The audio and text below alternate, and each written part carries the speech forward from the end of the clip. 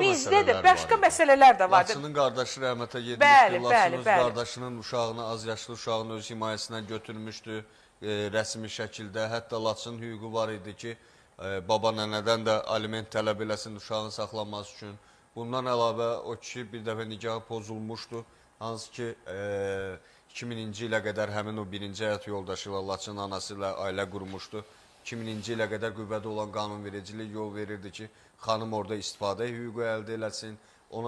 Biz bunları da addım ata bilərdik hüquqi cəhətdən, amma hər bir halda Könül xanım bu məsələni sülhlə həll eləməyin tərəfdarı idi. Niyə? Danışıqlar yolu ilə. Niyə? Çünki söhbət ortada yaxın qohumlardan, ata-qız münasibətindən gedirdi və Könül xanım bu məsələni məhkəməyə daşımaq istəmirdi və buna da nail oldu. Şükür Allah ki, bu problem də öz həllini tapdı. Mən istəyirəm Laçını efirə qoşum və Laçından soruşum nə var, nə yox. Çünki azdan